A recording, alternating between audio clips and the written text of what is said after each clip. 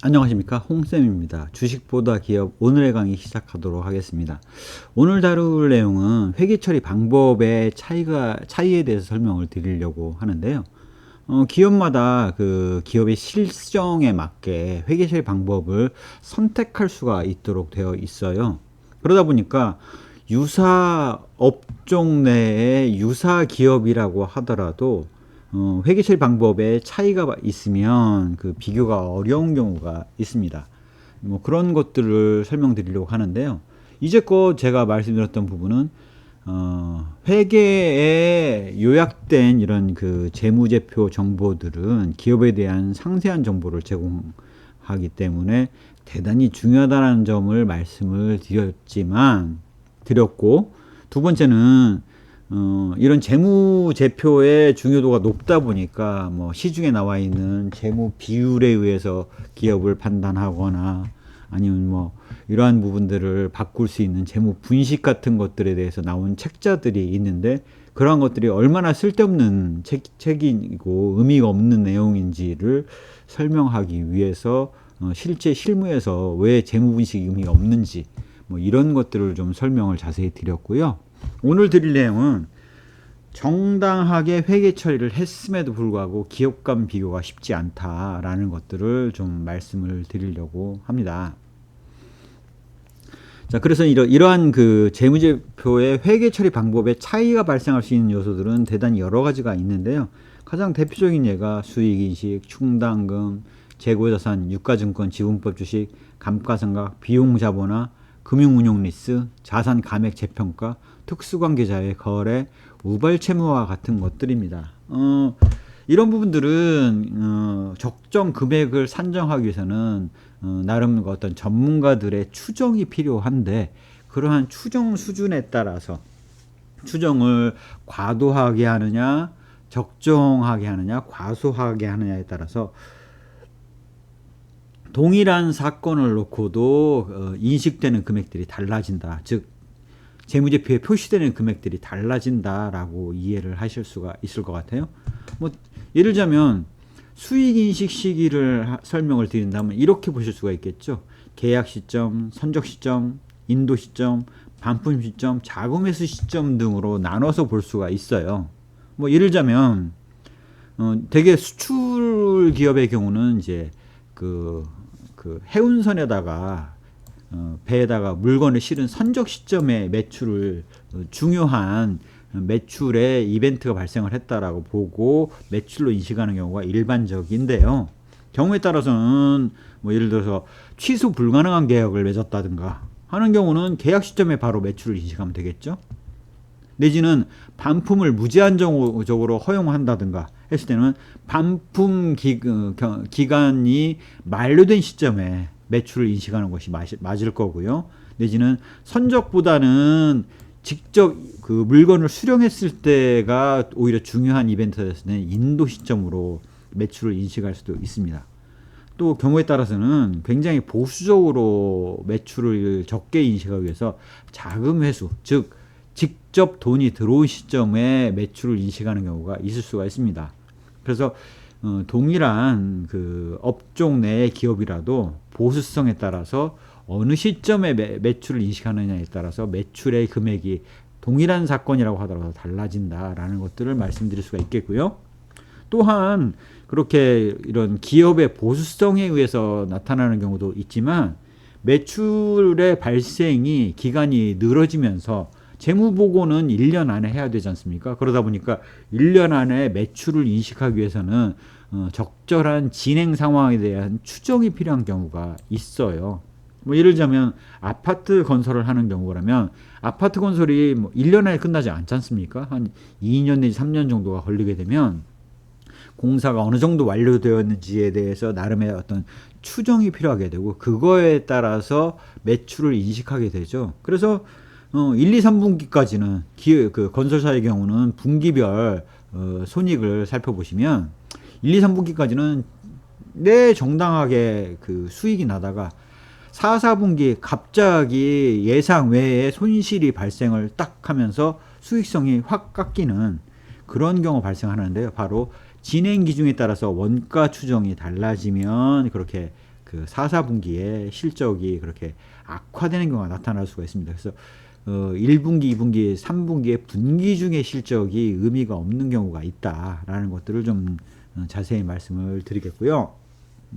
또한 매출을 상품에 대해서 매출을 처리하느냐 아니면 상품에 따른 수수료로 매출을 처리하느냐에 따라서 매출액의 금액이 달라지는 경우가 있습니다. 뭐 예를 들자면 백화점 같은 경우라면 백화점에 납품된 그 상품을 상품 매출로 인식을 하게 되면 그 상품가액 전체를 매출로 인식하죠. 즉 향수 100원이라고 가정을 하죠. 그러면 향수 100원이 있다. 그러면 그 상품 매출로 100을 인식을 하고 그러면 매출액이 100이 되는 거죠. 그다음에 비용을 제외하고 그 이익인 20을 보면 매출액 100에 이익이 20인 경우로 볼 수가 있지만 상품으로 인식을 안 하고 재고 부담을 하지 않게 되면 100의 매출액을 인식하는 게 아니라 수수료인 20만 이익분에 해당되는 20만 수수료로 인식을 하면서 매출액이 20이 되는 경우가 발생을 하는 거죠. 즉 백화점의 사이즈를 업계 내 순위를 추정을 함에 있어서 매출액을 가지고 순위를 추정하게 되면 말하자면 상품을 매출 인식을 많이 하는 백화점의 경우는 매출액이 크게 나타나겠죠.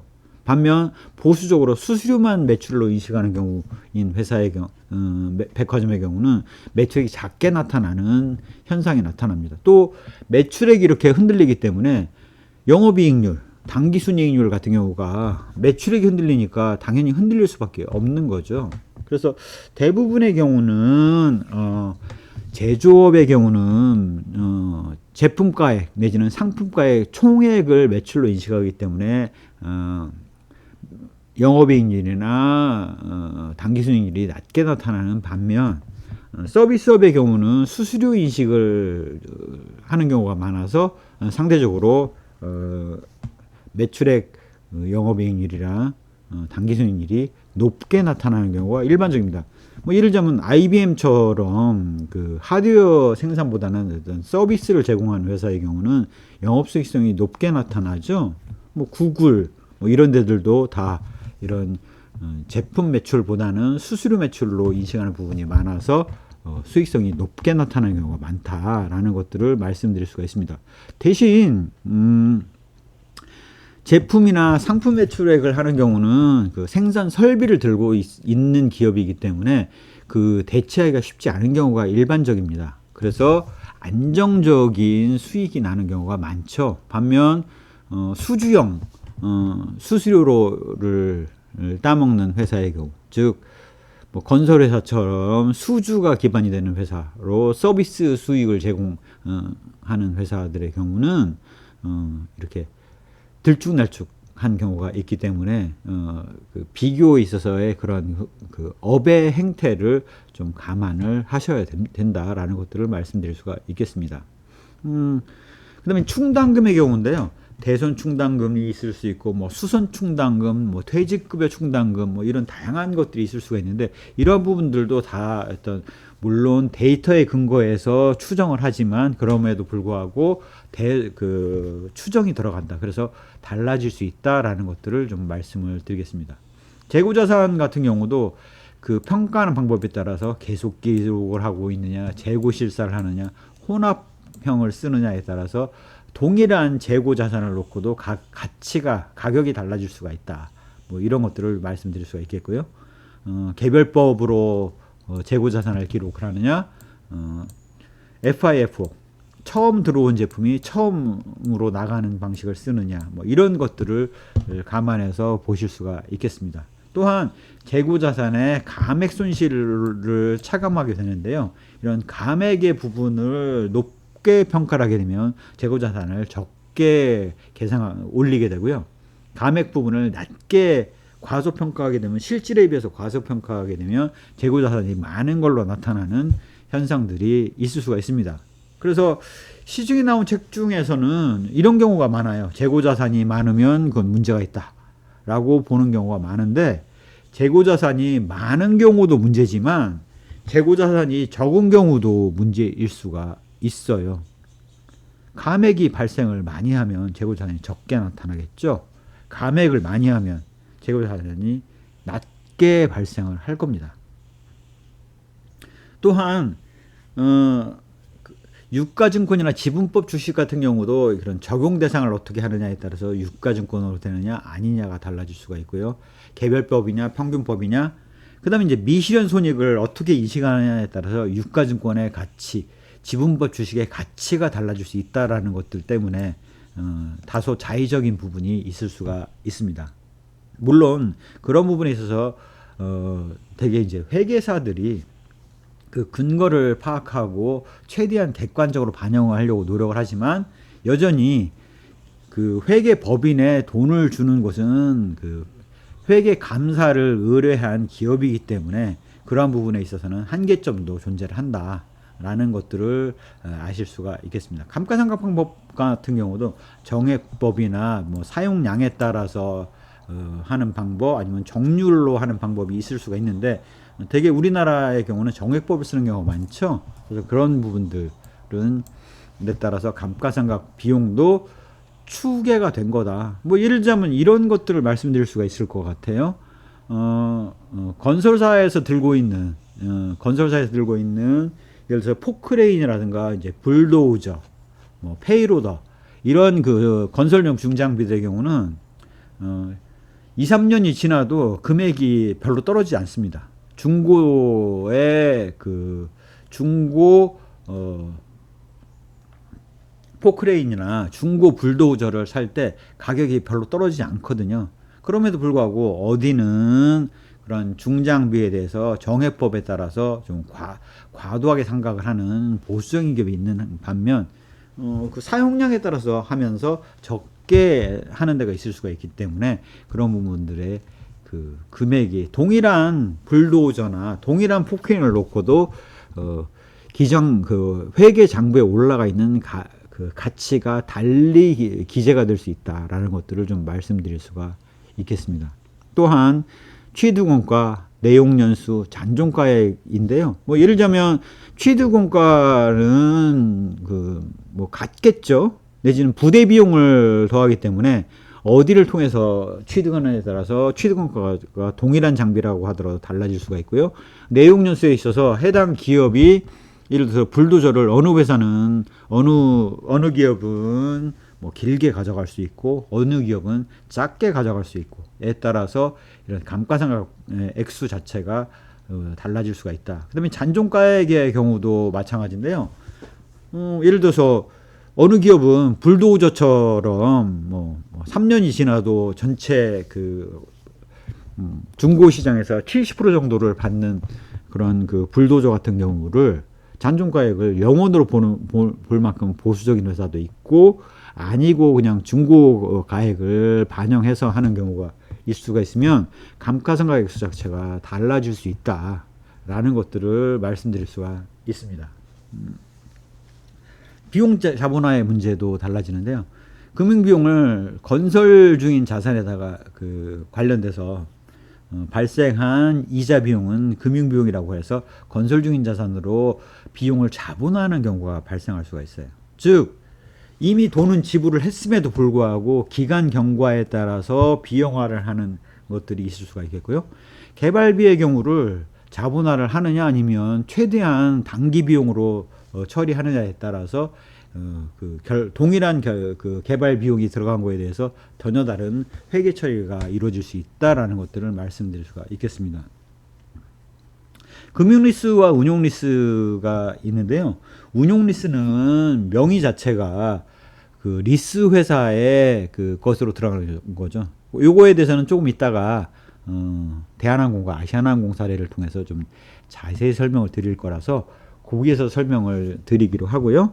일단 금융리스, 운용리스도 소유권을 이전을 받느냐 아니냐, 그 다음에 종료 시점에 연감의 선택권이 있냐 없냐, 그다음에 내용연수를 어떻게 잡느냐, 그 다음에 공정가치가 얼마라고 볼 거냐, 자산의 용도가 얼마냐, 그 다음에 리스 계약이 종료된 시점에서 잔존가액을 얼마로 볼 거냐에 따라서 추정이 들어가는 부분이 있기 때문에 동일한 자산을 놓고도 재무제표상에 기재되어 있는 금액은 달라질 수 있다라는 것들을 좀 자세히 살펴보도록 하겠습니다. 금융리스와 은용리스의 차이는, 금융리스는 그 회계상에 뭐 예를 들자면 이제 조금 있다가 항공사인 대한항공과 아시아나항공이라고 본다면, 뭐 예를 들자면 이제 대한항공 같은 경우는 금융리스를 많이 쓰고요. 과거에 아시아나항공의 경우는 운용리스를 많이 썼었어요. 그러다 보니까 금융리스라는 것들은 명의 자체가, 그러니까 동일한 보잉 747이나 뭐 A380 비행기라고 하더라도 비행기가 자산으로 금융리스를 쓰게 되면 자산으로 잡히고 그거에 대해서 차입을 하는 형태로 해서 차입금이 많이 잡히는 형태가 됩니다. 반면 운용리스를 많이 쓰는 아시아나항공의 경우는 비행기 자체가 자산으로 잡히지 않아요. 차입금도 잡히지 않죠. 대신 수수료인 리스료가 높게 나타나는 것이 나타날 수가 있습니다. 즉 금융리스일 때는 유형자산에 보잉 747기 비행기의 금액을 잡고 대신 그거 구입에 썼던 금융리스에 해당되는 것들을 차입금으로 잡는 경우가 되겠고요. 운용리스의 경우는 그런 비행기 자체를 잡지 않기 때문에 손익계산서상의 그 운용리스 수수료를 비용으로 계산하는 경우가 일반적이라고 볼 수가 있겠죠. 그러면 무슨 차이가 있느냐? 금융리스의 경우가 이제 상대적으로 초기에 이제 돈을 들여야 되는 액수가 더 많고요. 대신 이제 그 이자가 싼 반면 운용리스의 경우는 명의 자체가 그 리스사에 있기 때문에 리스료 자체의 그 수준이 그 금융리스의 이자율보다는 높게 나타나는 경우가 일반적이다라고 보실 수가 있겠습니다. 자산 감액, 재평가도 마찬가지인데요. 다 감액과 재평가를 해서는 추정이 들어가게 되고 그런 추정 금액의 차이에 따라서 금액 자체가 달라질 수가 있다라는 것들을 아실 수가 있습니다. 특수관계자와 거래가 있느냐 없느냐의 부분도 어디까지 특수관계자로 볼 거냐에 따라서 매출, 매입, 채권 채무가 달라질 수가 있다라는 겁니다. 특히 이제 우발 채무 부분인데요. 매출 채권 매각 할인에 대해서 우발 채무 부담을 하는 경우가 많죠. 하지만 우발 채무 부담을 않기로 하는 매출 채권 매각, 완전 매각의 경우 돌아오지 않는 그 우발 채무를 부담하지 않는 매각의 경우는 완전 그 매출이 될 수가 있겠고요. 유동화 채무 같은 경우도 돌아올 수 있느냐 없느냐에 따라서 우발 채무로 부담하느냐 아니냐가 달라질 수가 있습니다. 지급 보증, 담보 제공, 채무 인수 같은 경우도 마찬가지로 이벤트가 발생하지 않아, 즉 사건이 발생하지 않았기 때문에 재무제표상에 올라가 있지 않지만 언제든지 유사시에 그러한 이벤트, 사건이 발생하면 많이 들어갈 수가 있습니다. 예를 들어서 이제 그 건설사의 경우 대표 건설사를 어디를 보신다고 하더라도 그런 부분들의 그 감사 보고서, 연결 감사 보고서를 보시면 우발 채무 및 약정 사항 뭐 이런 것들을 통해서 PF 우발 채무, 채무 인수 내역 해가지고 유사시에 이런 그 갚아야 될 돈 액수가 엄청나게 크게 나와 있는데요. 실상 재무제표상에서는 차입금으로 반영되어 있지 않은 경우가 일반적입니다. 즉 프로젝트가 있으면 그 프로젝트에서 시행사가 돈을 빌릴 거 아니겠습니까? 그런데 조그만 시행사를 누가 금융기관이 누가 믿고 그 우발 채무에 대해서 그 채무에 대해서 믿냐 이거죠. 네. 프로젝트성이기 때문에 프로젝트가 없어지면 그 프로젝트 자체가 날아가 버리지 않습니까? 그래서 그 프로젝트를 믿고 돈을 빌려줄 수가 없겠죠.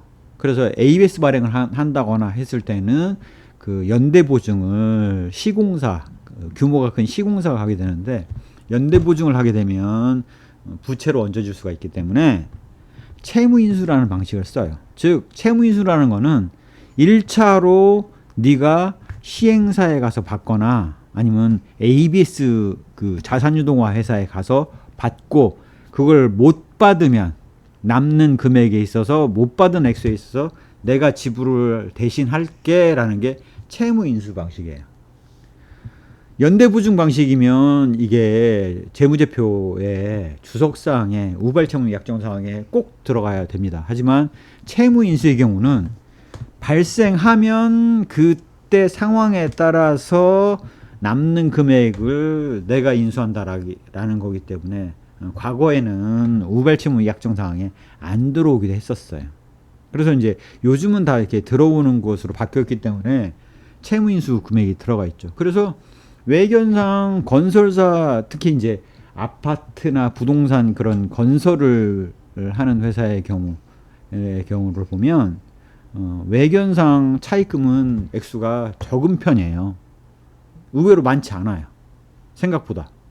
그런데 이제 이런 채무 인수금액이 뭐 조 단위가 넘고 그다음에 이제 그런 그게 문제가 될 때 이 그 건설사에 돈을 빌려줄 회사가 없는 그 경우가 많기 때문에 그랬을 때는 어쩔 수 없이 이제 그룹 내 관계사들에서 십시일반해서 지분 출자를 하는 경우가 있는 거죠. 그래서 그 돈을 가지고 채무 인수 금액에 대해서 메꾸는 경우가 발생을 한다라는 것들을 말씀드릴 수가 있겠습니다. 즉 회계 처리 방법은 제 판단으로는 그 당시 회계사 입장에서는 최선을 다해서 했음에도 불구하고 회계사가 모든 사안을 알 수가 없고 또 기업 자체도 그게 얼마나 그 발생할 수 있을지를 명확하게 알 수 없는 경우가 많기 때문에 이러한 금액 차이가 발생할 수 있다. 동일한 사건을 놓고도 재무제표상에 기재되어 있는 금액 자체가 달라질 수 있다라는 것들을 이해를 하시면 아실 수가 있겠습니다.